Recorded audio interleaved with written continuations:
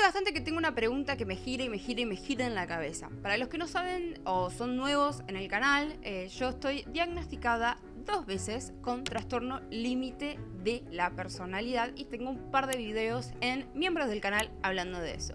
Y la verdad que cuando uno hace muchos años que viene haciendo un camino psicoterapéutico, toma medicación, hace ciertos ejercicios, toma una cierta rutina, cambia de psicólogos para ver quién le parece mejor, le ayuda más, etc. Y va descubriendo cada vez más y más y más cosas de uno mismo. También paralelamente se pone a investigar.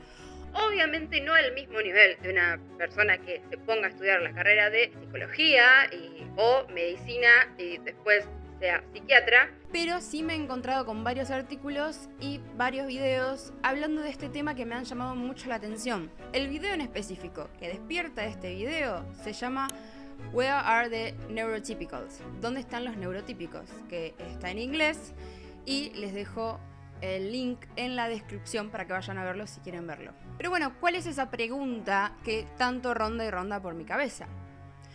¿No sienten que últimamente todos tenemos algo, aunque sea en mayor o menor escala?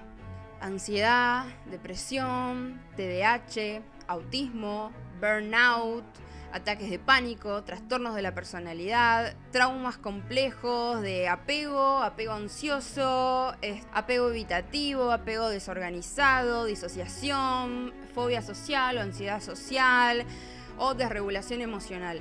Muchas veces son completa y 100% reales y muchas otras veces también, son autopercepciones que a veces son medio que son pusheadas por la burbuja en la que nos metemos en TikTok, que a veces suele ser porque estamos buscando nuestro autoconocimiento, y a eso vamos a llegar más adelante. Mi nombre es Julia Sofía Vega, soy directora, guionista, artista, y lo más importante, soy curiosa, y acá en este canal hablamos de cosas que me interesan, me interpelan y me dan muchas ganas de analizar y debatir con ustedes. Así que, sin más preámbulo, comencemos.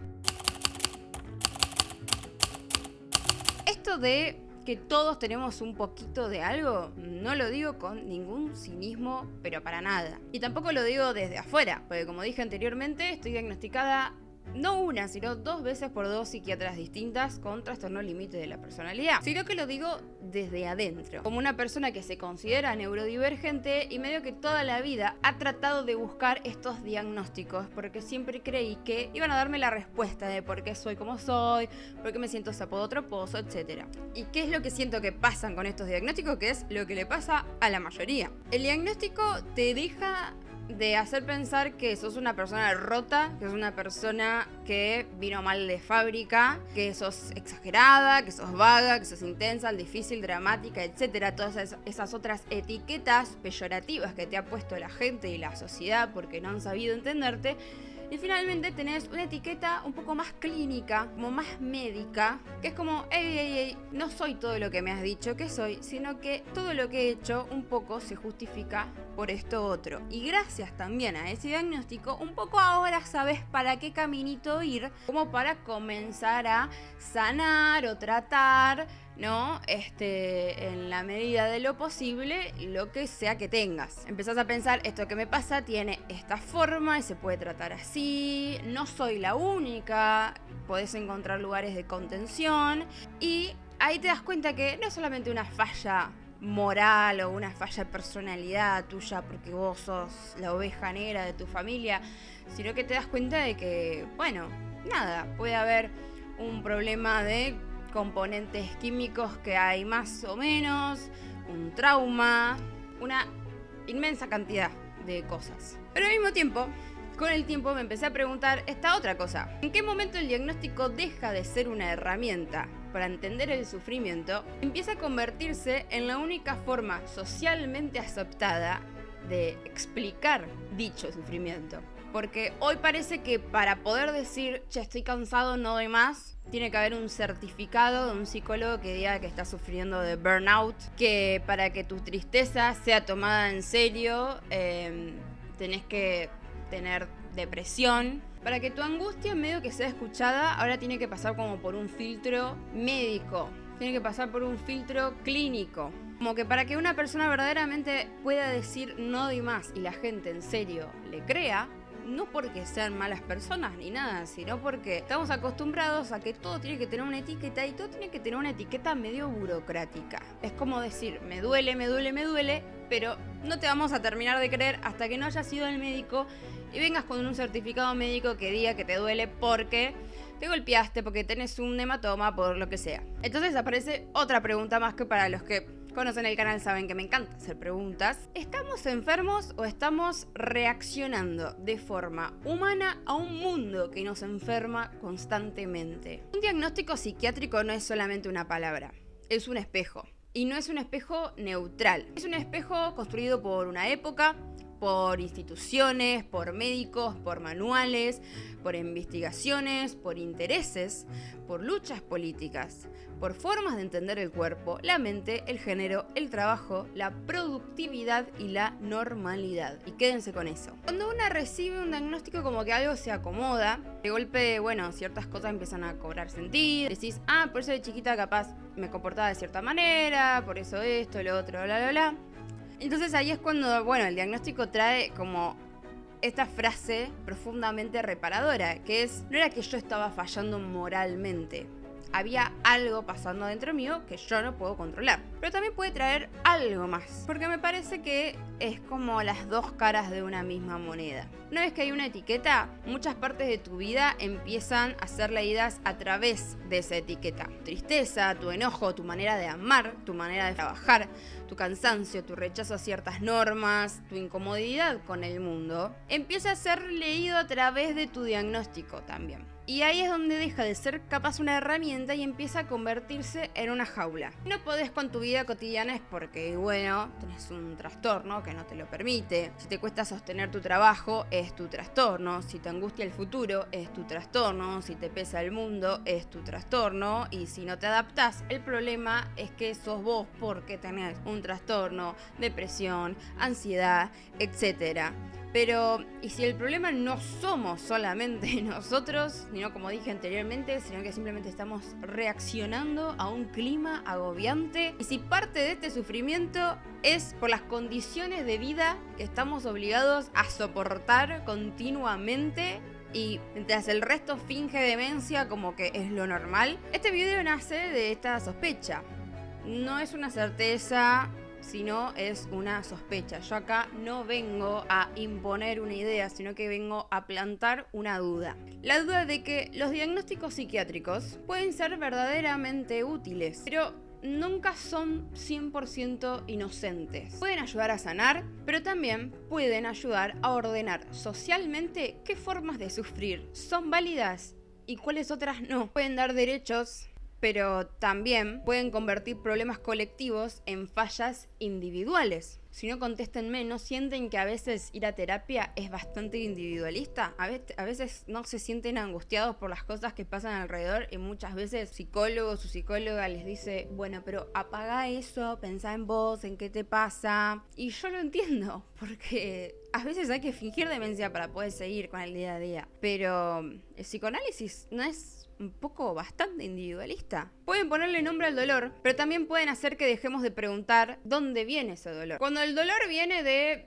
mamá y papá no me quisieron mucho de chica o me dejaban jugando mucho tiempo sola, está como bien, correcto. Siempre mientras pueda ser una persona también funcional, ir a trabajar, formar una pareja, tener hijos, etc. Pero mientras te preocupes capaz por el estado del mundo, tenés tendencias neuróticas, sos una persona ansiosa, etc. De nuevo quiero dejar en claro que este video no es anti-psiquiatría, porque la psiquiatría me ha salvado la vida. Y no me interesa decir tampoco que los diagnósticos son una mentira del capitalismo y bla bla bla, porque me parece que hay una búsqueda en los diagnósticos claramente que me parecen necesaria. Sería completamente injusto y simplista y hasta cruel para muchísimos, tanto para los profesionales que se han formado mucho tiempo y para las personas tanto como yo, que hace muchos años venimos haciendo terapia y tratando de autodescubrirnos, en encontrar un diagnóstico y una posibilidad real de seguir viviendo. Pero lo que quiero preguntar es, ¿de dónde nacen los diagnósticos psiquiátricos? Partamos de la base. ¿Quién los inventa? ¿Quién los legitima? ¿Quién queda dentro? ¿Quién queda fuera? ¿Qué tipo de personas es considerada normal? ¿Qué tipo de sufrimiento se vuelve enfermedad? ¿Qué tipo de malestar se vuelve síntoma? ¿Qué tipo de rebeldía, rareza, agotamiento o tristeza se convierte en trastorno? Y sobre todo, ¿dónde están los normales? O dicho de otra manera, ¿dónde están los neurotípicos? Como dije anteriormente, parecería como que ya nadie es neurotípico, porque todos de alguna manera, y me parece completamente normal y sano, que sufrimos de ansiedad, o somos personas evitativas, pero la cosa se empieza a profundizar. Somos neurodivergentes, altamente sensibles, disociadas, hiperindependientes o people pleaser, traumadas, autistas con hipermasking, TDAH no diagnosticadas, con apego ansioso, apego desorganizado, narcisistas, con heridas de infancia, con desregulación emocional, bla. Las palabras también, obviamente en internet, se usan muy a la ligera, como por ejemplo la palabra psicópata. Yo también vi 4 millones de videos de si te pasan estas 5 cosas probablemente tengas TDAH, o si te pasan estas 10 cosas probablemente tengas autismo. Y sí, obviamente fui y le pregunté a mi psicóloga si tengo autismo. Pero entonces la pregunta es, ¿y dónde están los neurotípicos? Me parece brillante porque toca una paradoja de nuestra época. Si todos tenemos rasgos, si todos tenemos traits, si todos tenemos heridas, si todos tenemos alguna forma de divergencia, si todos tenemos dificultades para regularnos, concentrarnos, vincularnos, descansar o adaptarnos, entonces, ¿qué es exactamente lo normal? O sea, ¿cómo se ve una persona neurotípica? ¿Existe verdaderamente la persona neurotípica? ¿O es más bien una ficción reguladora? Una ficción imaginaria contra la cual todos nos midimos, todos siempre vamos a fallar. La persona normal, calculo yo, que sería alguien que trabaja sin colapsar, tiene todo ordenado, ordena sus tiempos, ordena sus horarios, ordena sus deadlines, siempre llega sin problema, ama sin depender, libremente, no tiene ansiedad si no le mandan un mensaje o si le mandan un mensaje, descansa sin culpa cuando tiene que descansar, produce sin agotarse, se adapta sin romperse a los cambios, regula sus emociones como corresponde, responde a mensajes a tiempo, no se obsesiona con nada, no se deprime, no se abruma, no se distrae, no necesita demasiado, no pide demasiado y no siente demasiado. O sea, traducción, un empleado ideal, un ciudadano ideal, una pareja ideal, una paciente ideal y en muchos casos una mujer y un hombre ideal. Entonces la normalidad empieza a parecer menos una descripción de salud y más una exigencia ya política. Bien, para entender de dónde salen los diagnósticos psiquiátricos no alcanza con abrir un manual clínico actual y leer sus definiciones. Hay que retroceder bastante en el tiempo, porque las formas en que una sociedad nombra el sufrimiento mental dicen tanto sobre la persona que sufre como sobre la sociedad que la observa. Lo que hoy llamamos trastorno no siempre fue pensado como enfermedad y, más importante todavía, no siempre fue pensado como un problema del individuo. Durante siglos, aquellos que se escapaban de la conducta esperada podía ser interpretada como posesión, pecado, melancolía, desequilibrio de humores, debilidad moral, exceso de imaginación, degeneración hereditaria, desviación sexual, neurosis, trauma, disfunción química o diferencia neurológica. Cada una de esas explicaciones pertenece a un mundo distinto. No porque en el pasado la gente no sufriera, sino porque el sufrimiento se volvía inteligible a través de los lenguajes disponibles en cada época. Una persona que escuchaba voces en una sociedad profundamente religiosa podía ser leída dentro de un marco espiritual. Una mujer que se desmayaba, lloraba, se paralizaba o rechazaba el matrimonio en el siglo XIX podía ser observada bajo la categoría de histeria. Un soldado que volvía de la guerra temblando, incapaz de dormir o de reincorporarse a la vida civil podía ser leído primero como cobarde y después como víctima de shell shock, más tarde como paciente traumático o post-traumático. Las experiencias son parecidas, pero la etiqueta cambia según la época. No es lo mismo ser pecador que ser enfermo, no es lo mismo ser poseído que ser paciente, no es lo mismo ser histérica que estar traumatizada. No es lo mismo ser anormal que ser neurodivergente. Cada palabra habilita ciertas respuestas y clausura otras, porque algunas producían castigo o la muerte, otras producían encierro, otras producían tratamientos, otras producían comunidad, otras producían derechos y otras producían simplemente estigma. Por eso la historia de los diagnósticos psiquiátricos no es solo una historia de descubrimientos médicos, es también una historia de instituciones, de lenguajes, de poder, de formas de gobierno, de modelos de familia, de expectativas laborales, de género, de clase y de normalidad. Una de las grandes preguntas de la modernidad fue qué hacer con quienes no encajaban en el orden social. No solamente con quienes eran peligrosos, también con quienes eran improductivos, inestables, errantes, excesivos, tristes, pobres, solitarios, sexualmente desviados o simplemente difíciles de ubicar dentro de las categorías aceptables de esa época. En ese sentido, la locura nunca fue únicamente un problema médico. Fue también un problema urbano, un problema familiar, un problema económico, un problema moral y un problema político. El pensamiento de Michel Foucault es importante acá porque nos permite mirar la locura no como una verdad fija que la ciencia fue descubriendo progresivamente, sino como una frontera que cada sociedad dibuja de manera distinta. En Historia de la locura, Foucault analiza cómo la modernidad europea fue separando la razón de la sin razón, no solo a través de ideas, sino también a través de instituciones, hospitales, casas de internamiento, prisiones, espacios de corrección y vigilancia. Aunque se pueda discutir mucho a Foucault, y de hecho se lo discute, hay algo de su mirada que sigue siendo muy útil. Nos obliga a preguntarnos quién tiene la autoridad para nombrar la locura, qué intereses organizan esa autoridad y qué formas de vida quedan marcadas como desviadas. La pregunta no es solamente qué enfermedad tiene esa persona, sino también qué tipo de orden social necesita que esta persona sea catalogada como enferma. Si hay un diagnóstico que nos permite entender un poco todo este tema de la mezcla entre la medicina, la cultura, el género, la historia y los tiempos y la política, sí, exactamente, el diagnóstico de histeria. No porque sea el único caso, claramente, sino porque permite ver una forma muy clara cómo una categoría médica puede absorber durante siglos una enorme verdad de malestares, especialmente en mujeres. La histeria tiene una historia larguísima. Sus explicaciones cambiaron muchas veces, desde las ideas antiguas vinculadas al útero hasta interpretaciones nerviosas, morales, sexuales y psicoanalíticas. Pero lo que se mantiene con distintas formas es la asociación entre el cuerpo femenino y una supuesta tendencia al exceso, a la inestabilidad, a la sugestión y al desborde.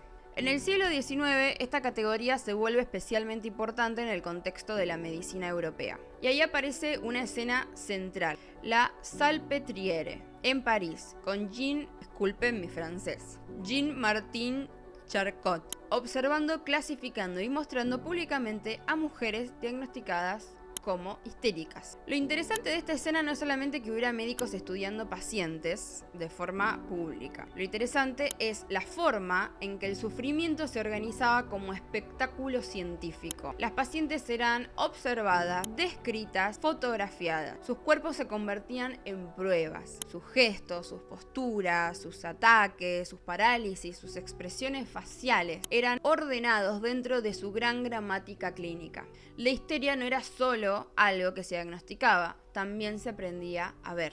Y esto es fundamental, porque la medicina no mira de manera inocente. La mirada médica también educa. Enseña qué cuenta como síntoma, qué cuenta como exageración, qué cuenta como evidencia, qué cuenta como simulación y qué cuenta como enfermedad. En ese contexto, el cuerpo de las mujeres se convirtió en una superficie privilegiada de interpretación. Un lugar donde la medicina, la moral sexual, la familia burguesa, el orden patriarcal proyectaban sus ansiedades. La mujer que no encajaba, que sufría, que deseaba, que se paralizaba, que no podía hablar, que básicamente decía que no podía más con la vida que estaba llevando, la medicina no podía lograr verdaderamente interpretar esos síntomas porque no estaban dentro de su lenguaje de época, entonces eran leídas como histéricas. Y no significa que esas mujeres no sufrían porque los médicos no podían interpretarlo. Todo lo contrario, sufrían y sufrían seguramente un montón. Muchas probablemente sufrían de maneras muy reales, con historias de violencia doméstica, represión, encierro, trauma, deseo frustrado, mandatos familiares, seguramente matrimonios arreglados,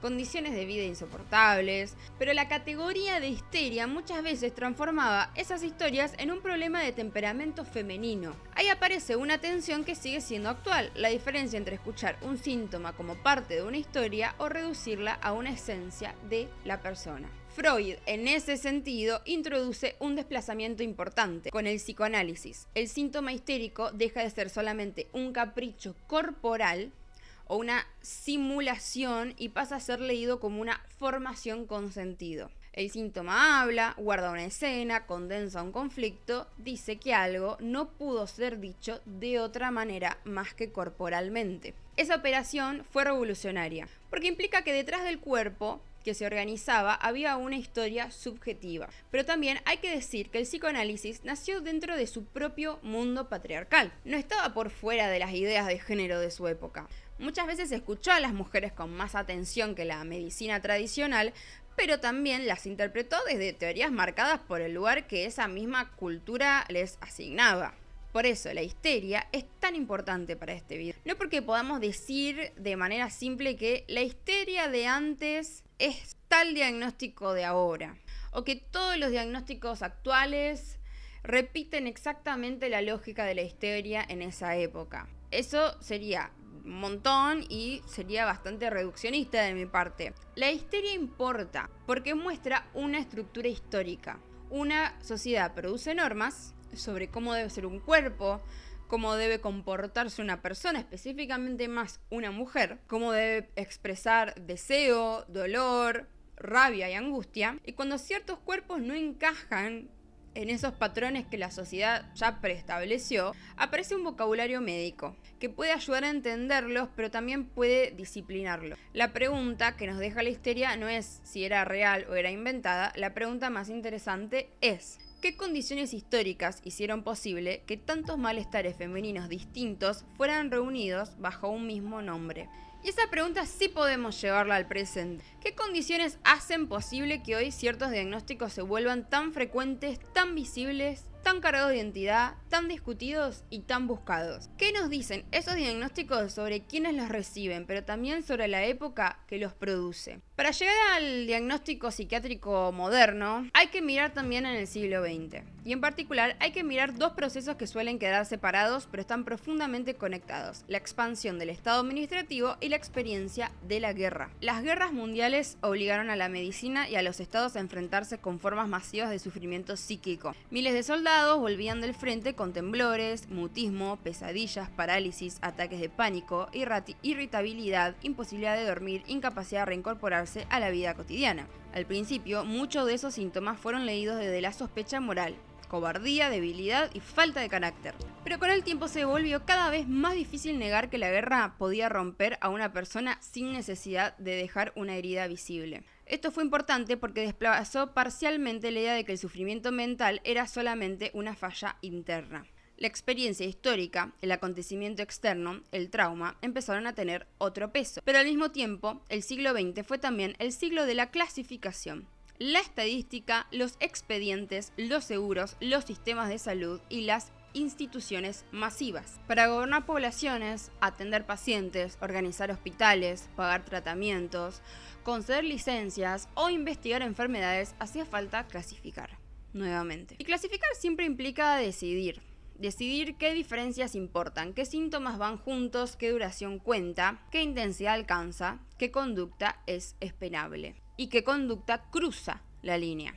Ahí empieza a volverse más clara una dimensión central del diagnóstico. No es solamente un acto clínico entre un profesional y un paciente, es también un acto administrativo. Un diagnóstico puede abrir una puerta institucional, puede permitir una cobertura, una internación, una medicación, una licencia, una estadística, una investigación.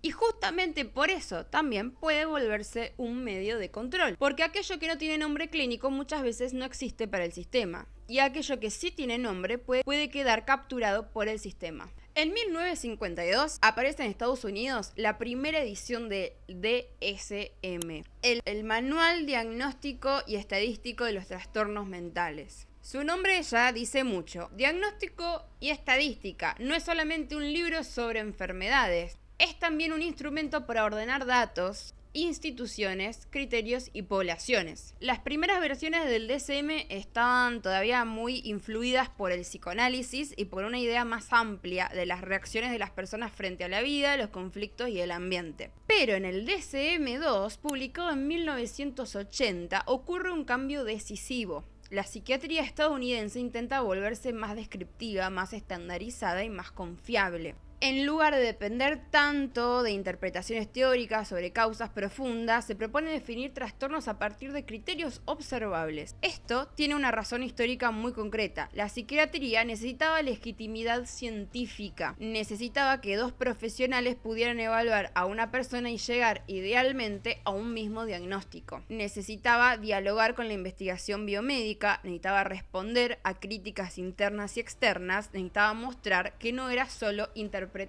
subjetiva. Entonces el DSM-2 introduce una forma de pensar que todavía marca nuestro presente. Si una persona cumple con una determinada cantidad de criterios durante cierta cantidad de tiempo y esos criterios producen malestar o deterioro funcional, puede recibir un diagnóstico. En términos prácticos, esto tuvo ventajas enormes. Permitió ordenar el campo, facilitar investigaciones, crear lenguajes comunes, diseñar tratamientos, comparar poblaciones y mejorar cierta confiabilidad diagnóstica. Pero también modificó la forma en que nos pensamos a nosotros mismos. Porque cuando la vida psíquica se traduce en criterios, empieza a aparecer una manera específica de mirar la experiencia humana. Lo que antes podía narrarse como historia, conflicto, contradicción o contexto, empieza a organizarse como síntoma. Dormir poco, dormir mucho, comer poco, comer mucho, sentir vacío, sentir miedo, perder interés, tener impulsos, no concentrarse, evitar, depender, desregularse, aislarse, no funcionar. Pero no funcionar para quién. No funcionar para uno mismo o no funcionar para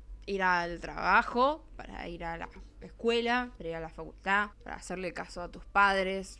La pregunta no es si estos síntomas son reales, muchas veces lo son y pueden ser completamente devastadores. La pregunta es qué pasa cuando el lenguaje clínico se convierte en el lenguaje principal para narrar la vida. ¿Qué pasa cuando una persona aprende a observarse a sí misma como un conjunto de indicadores? ¿Qué pasa cuando el yo se vuelve una especie de expediente en tiempo real? ¿Qué pasa cuando cada emoción intensa, cada falla de adaptación, cada tristeza, cada rareza o cada cansancio empieza a buscar su categoría? Ahí el DSM aparece como algo medio ambivalente. Por un lado permite nombrar y por otro puede fijar. Por un lado abre acceso a tratamientos, a terapias, pero por otro puede reducir toda la historia de una persona a una simple lista de síntomas, por lo tanto un diagnóstico. Por un lado alivia la culpa, por otro puede construir una identidad alrededor de una supuesta patología. Y esa ambivalencia es el corazón de lo que yo vengo a preguntar acá. El punto no es decir que los diagnósticos son falsos porque tienen historia. Todo tiene historia, la medicina tiene historia, la familia tiene historia, la infancia tiene historia, la sexualidad tiene historia, el trabajo tiene historia, la idea de moralidad tiene historia. Que algo tenga historia no significa que sea mentira o no tenga peso. Significa que fue construido dentro de condiciones concretas y que por lo tanto podría haber sido distinto. Esto es importante porque muchas discusiones sobre la salud mental quedan atrapadas en una oposición demasiado pobre. O el diagnóstico es una verdad objetiva e indiscutible o es una invención opresiva. Pero la realidad es más compleja, me parece. Un diagnóstico puede describir un sufrimiento real y al mismo tiempo estar atravesado por valores culturales. Puede ayudar a una persona a vivir mejor y al mismo tiempo responder a una idea social de funcionamiento. Puede ser clínicamente útil y políticamente problemático. Puede ser una herramienta de cuidado y una herramienta de adaptación. Por eso cuando hablamos de diagnósticos psiquiátricos, la pregunta no debería ser solamente si existen o no existen, porque me parece que ya queda claro que existir, existen.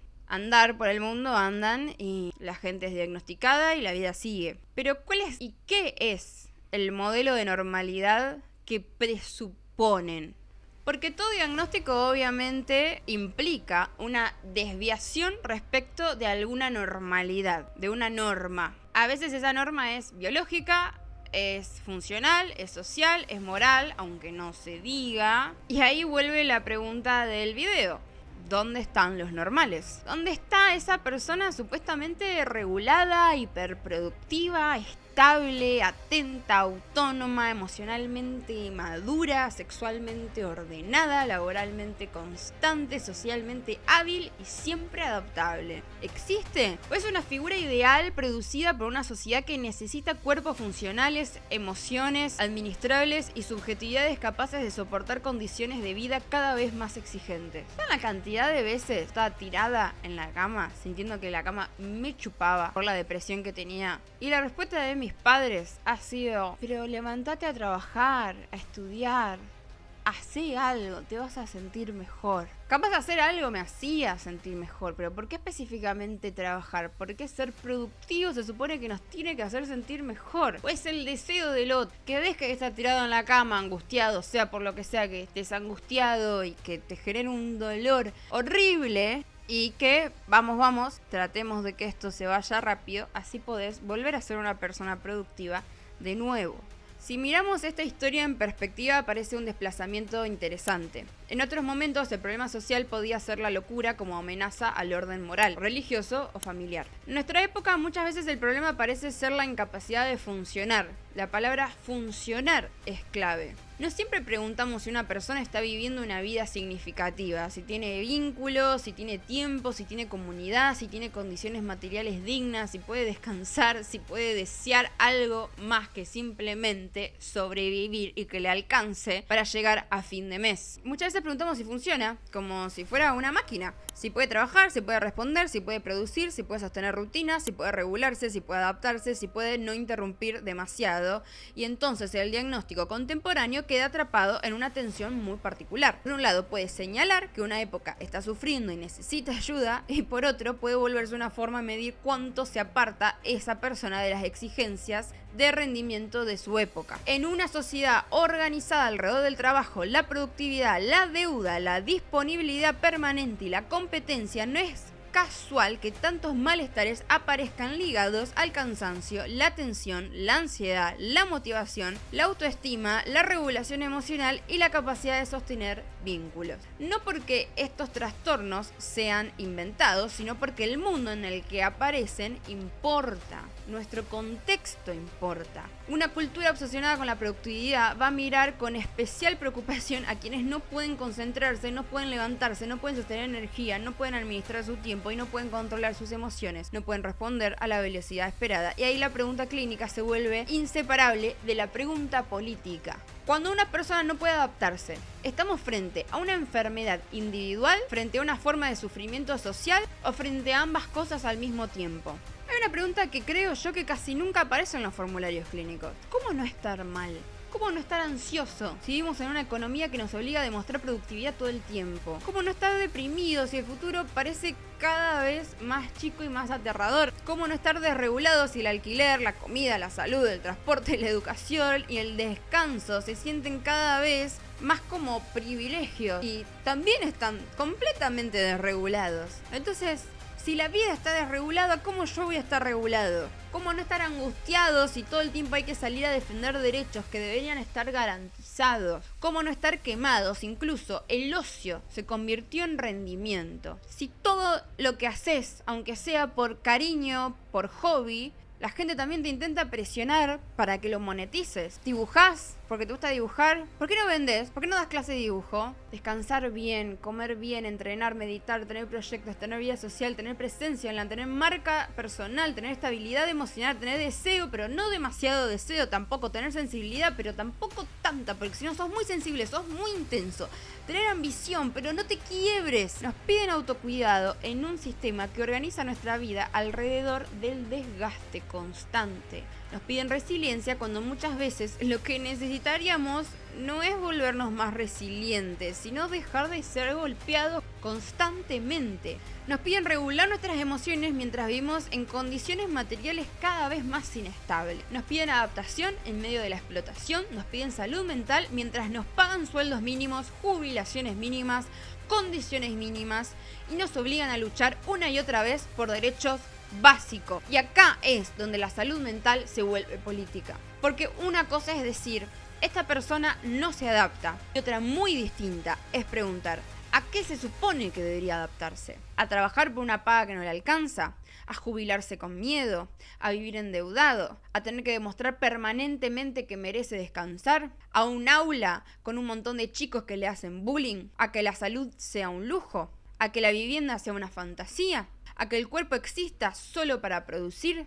¿A que la angustia sea tratada como un problema privado mientras sus causas son colectivas? Cuando una época entera está ansiosa, deprimida, quemada, medicada, diagnosticada o buscando desesperadamente una palabra para explicar su malestar, tal vez la pregunta no debería ser únicamente ¿qué trastorno tendrá esta persona? Sino también ¿qué tipo de mundo necesita que tanta gente esté rota para seguir funcionando? ¿Y a quién beneficia que tanta gente esté rota? ¿Para quién funciona ese mundo de gente rota? Hay algo muy perverso en nuestra época. El sistema no necesariamente necesita que estés bien, necesita que sigas funcionando. Puedes estar angustiado, pero tenés que contestar mails, puedes estar deprimido, pero tenés que pagar el alquiler, etcétera, etcétera, etcétera, lo que vengo mencionando.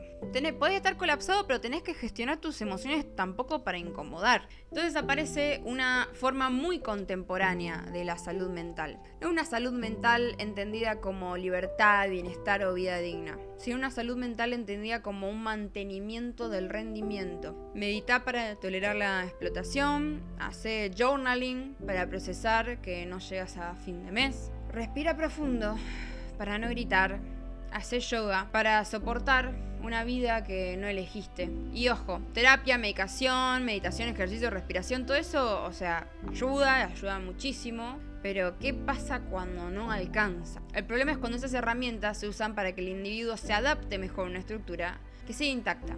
Hablar de salud mental sin hablar de clase es quedarse a mitad de camino también. Porque no es lo mismo tener ansiedad también con obra social, tiempo libre y una red de contención, que tener ansiedad trabajando 10 horas por día, viajando 2 horas en colectivo, cuidando hijos, debiendo plata y sin poder pagar terapia. Y sin hablar de medicación. No es lo mismo estar deprimido pudiendo tomar licencia que estar deprimido sabiendo que si faltaste descuentan el día o, peor, te echan. No es lo mismo tener un burnout en un trabajo creativo con cierto prestigio que estar quemado limpiando casas, atendiendo un mostrador, cuidando personas mayores, haciendo repartos o sosteniendo una familia entera con un sueldo que apenas te alcanza. El sufrimiento psíquico no flota en el aire.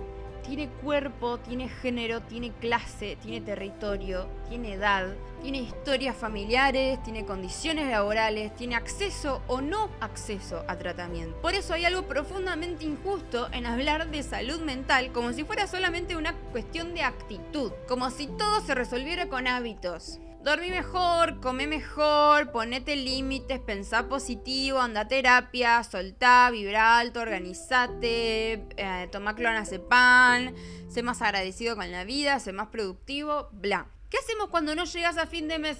¿Qué haces cuando tu vida te estás ahogando y encima tenés un estado que todo lo que tiene que ver con salud en general se la pasa por el orto? ¿Qué pasa cuando llamás a la línea de atención al suicidio y no te contestan? Porque no es 24 horas. Porque nadie les paga. ¿Qué pasa cuando vas a un sanatorio o un hospital solo? Porque no tenés red de contención o al menos crees que no la tenés después de haber intentado suicidarte y los médicos te atienden mal. Porque intentan hacerte un lavado de estómago, intentan pasarte un tubo por la nariz y te cagan a pedo por tener el tabique desviado y por haber llegado a las 3:30 de la mañana. Cuando llamás a la ambulancia para que te pasen a buscar porque apenas podías ir caminando y nadie te atendió.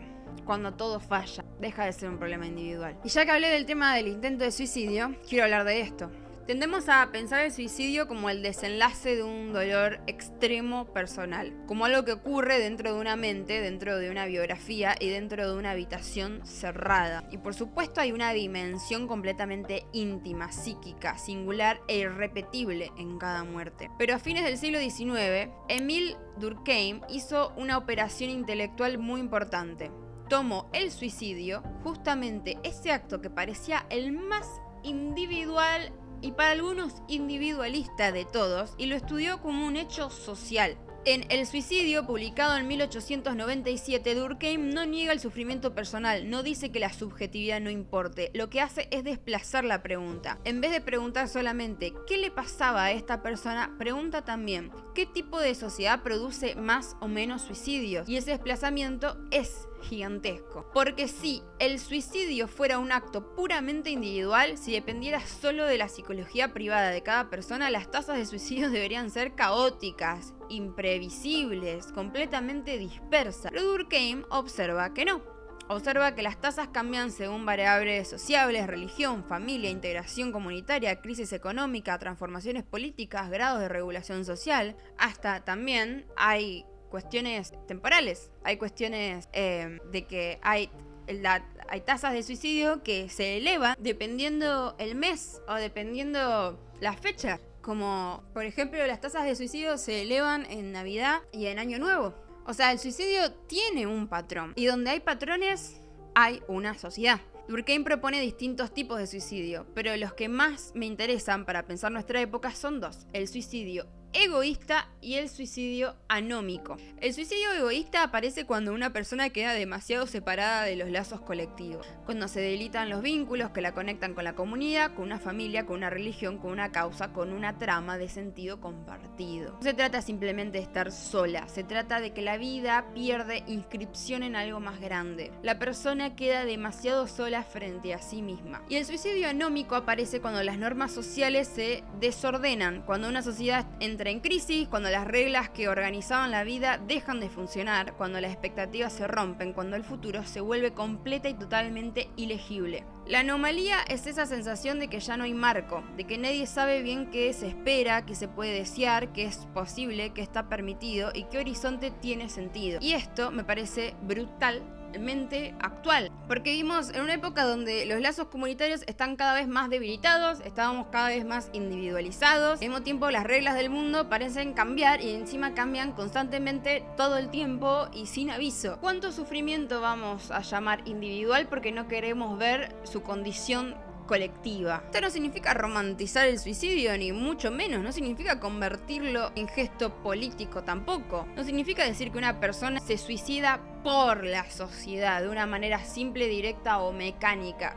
Sería completamente irresponsable de mi parte también. Pero significa entender que incluso el dolor más extremo puede estar atravesado por la forma en que una sociedad organiza la soledad, el fracaso, el deseo, el trabajo, la pertenencia y el futuro. Y esta mirada importa porque muchas veces cuando alguien llega al límite, la explicación social desaparece. Todo se convierte en una cuestión biográfica, histórica, diagnóstica, de química cerebral, no pidió ayuda a tiempo, nadie pudo verlo. Pero Durkheim nos recuerda que también hay que mirar la estructura que rodea a esa persona que se suicida. No solamente su mente que dijo hasta acá no puedo más. Y quizás ahí aparece una de las preguntas más duras de todo el video. ¿Qué pasa cuando una sociedad produce vidas que se sienten invivibles, pero después interpreta esa imposibilidad de vivir únicamente como un trastorno individual y a veces hasta como un acto de cobardía? Hay una última cosa de la cual quiero hablar antes de llegar a la conclusión del video, que es la trampa de la identidad diagnóstica. Hay una gran diferencia entre decir yo tengo este diagnóstico que decir yo soy este diagnóstico, porque la primera frase puede abrir una puerta y la segunda puede cerrarla. Porque si yo soy mi diagnóstico, entonces todo lo que hago confirma esa identidad. Si me enojo, es por eso. Si me enamoro, es por eso. Si me canso, es por eso. Si fracaso, es por eso. Si no puedo, es por eso. Y si sufro, es por eso mismo. El diagnóstico se vuelve una explicación total. Y una explicación total puede ser tan asfixiante como no tener ninguna también. A veces nombrar libera, pero a veces también nombrar mucho y etiquetarse mucho fija. Y yo creo que probablemente me van a bardear por esto que voy a decir. Si estamos todo el tiempo defendiendo nuestras acciones por nuestro diagnóstico, tampoco nos estamos haciendo cargo y no estamos aprendiendo nada, capaz ser mejores personas. Si todo el tiempo nos estamos enojando y todo el tiempo estamos peleándonos con gente y siendo completamente irracionales y cada vez que pedimos perdón, es que tengo TLP, llega un punto en el que uno ya no se puede esconder más detrás de su diagnóstico. En algunas ocasiones sí, pero no todo el tiempo. Y lo digo como una persona con TLP. Pero llega un punto en el que uno tiene que hacerse cargo también de sus acciones. Y eso también te libera. porque sentir que un diagnóstico te controla por completo, y bueno, ya está. O sea, ¿para qué estás haciendo un tratamiento? Para estar mejor. Si total, vos pensás que el diagnóstico te va a manejar para toda la vida. Yo creo que el diagnóstico es como una herramienta narrativa, nos permite entender cosas, nos permite buscar ciertos terapeutas, ciertos psiquiatras, cierta medicación, nos permite entender como la línea de nuestra vida, entender nuestra historia, etc. Pero siento que tiene que tener un límite también, porque cuenta parte de nuestra historia, pero no toda. Porque una persona no es solamente química cerebral, ni es sus síntomas, ni es su infancia, ni es su clase social, ni es su género, ni es sus traumas, ni es sus hábitos, ni es su diagnóstico. Es el conjunto de eso y más cosas. ¿Y de qué haces con eso también?